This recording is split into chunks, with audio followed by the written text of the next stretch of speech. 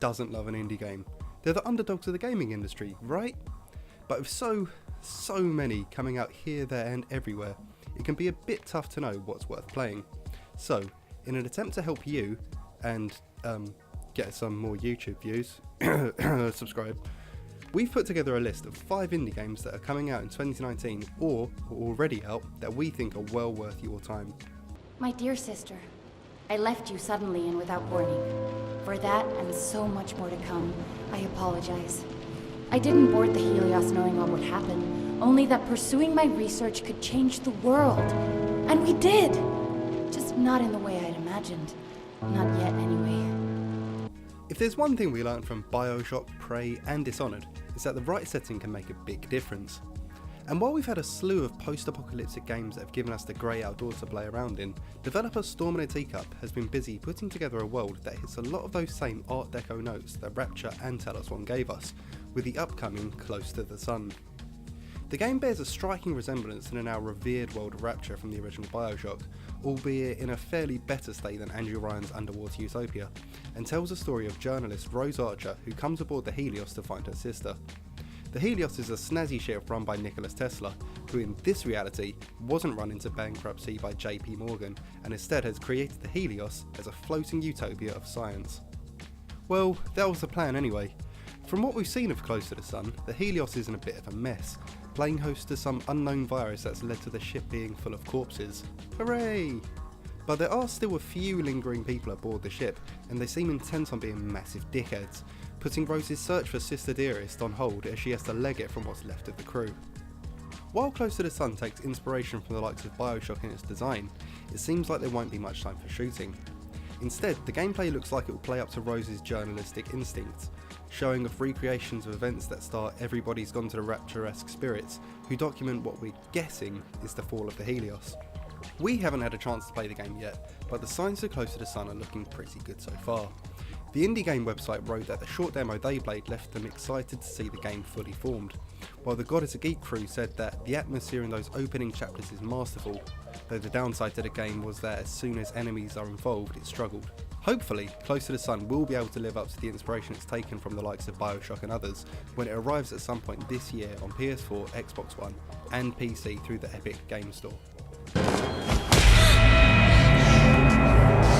Shit!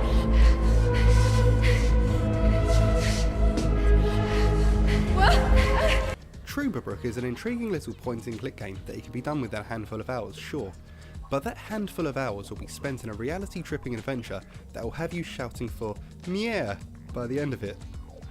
Oh wait, I didn't explain that the game is set in Germany. Damn it. Well, it is. Trooperbrook is the name of the quaint little town full of weirdos that American physicist Hans Tannhauser wins a trip to. The early parts of the game have you getting to know the eccentric townsfolk as strange events begin unfolding, all centred around the annoying tourist Hans. Soon, the game expands into a full-blown adventure as Hans and his partner in science, Gretchen, look to uncover the mystery of the sleepy little town. Along with the story, Trooperbrook has a fair bit going for it in its design. The sets of the game were built in real life before being animated afterwards. It means that the game carries over its surreal blend of realism and adorable game design, working to make you question everything around you, asking whether we, in this great tapestry of life, are nothing more than the mindless characters of some sinister game designer called Barry or something. Damn you, Barry. Damn you. If you like the sound of Trooperbrook, then good news! You can pick it up right now on Steam, and the game is scheduled to arrive on PS4, Switch and Xbox One on April 17th. The many shall suffer for the sins of the one. If you're a connoisseur of Skyrim mods, then it's more than likely you've already come across Modern Storyteller's time travel based story, The Forgotten City. What you might not know is that the mod was so well received that it's being spun off into its own game. Keeping its original title, the revamped Forgotten City will swap out dwarven ruins for ancient Rome. It's essentially the same plot as the original mod, as you work to investigate a murder that keeps setting off a robot-fueled apocalypse. I say keeps setting it off because every time your investigation leads to someone being murdered, you use a time portal to transport yourself back to before everything goes fiery. As you might expect, the new Forgotten City boasts an overhauled design, a new musical score, new characters, and a few extra bits and pieces to its story and combat, though the developer has said that it will stay true to what the original mod managed to do so well with its story. The Forgotten City doesn't have a specific release date yet, but it is being touted for release late this year. If you fancy seeing what the basic premise is, you can still play the original mod on Skyrim now, and it's well worth a look.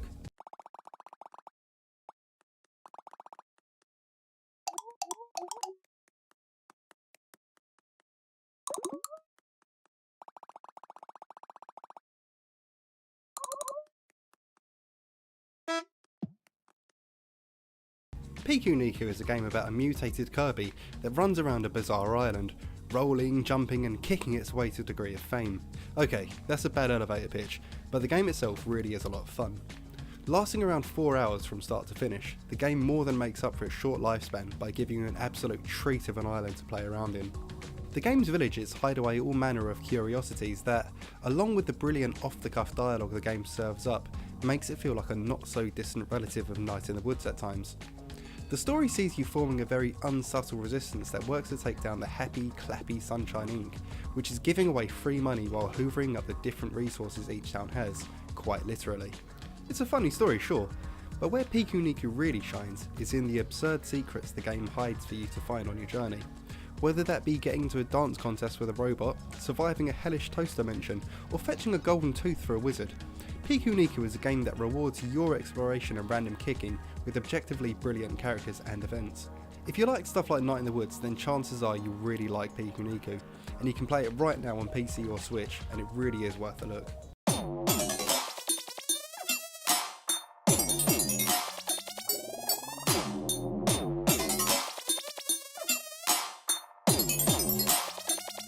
Milo, how long have we been friends? Our entire lives. Our whole entire lives. Hangovers are rubbish. They're the debt you pay for a good night, paid in sweat, constant nausea, and an irrational hunger. Yep, hangovers can be pretty rough, but at least you know that the next day things will be back to normal. Unfortunately, that's not the case for Milo and Lola from Oxenfree developer Night in the Studio's upcoming project, After Party. In After Party, there's no next day cure for the best friend duo, mostly because their party killed them a bit, and now they're in hell. Bit of a downer, yeah. But there is some hope for the two Boo Sounds, because the game has you trying to escape the clutches of eternal oblivion in the only sensible way there is, by proving yourself as a worthy beer pong player. Going up against your run-of-the-mill demons, all in the hopes of coming face to face with the devil, and probably trying to kill him. And I'm not even saying how drinking Satan to get back home is the worst idea you've ever had. Oh, or out drinking him. Okay, between those trials of athleticism, After Party looks like it'll be rehashing a lot of what made Oxenfree such a bloody brilliant game, with a similar dialogue branching system that gives a natural tinge to the snappy comebacks your character has. Mix that with a similar, albeit more hellish design to that of Oxenfree, and After Party looks like it'll be a welcome return for Night School Studio when the game arrives later this year. And there you have it. 2 games you can play right now, and another 3 that are definitely worth keeping an eye on. Have we managed to put anything new on your radar? Let us know which games you're looking forward to in the comments, and feel free to like and subscribe. Thanks for watching, and we'll see you next time.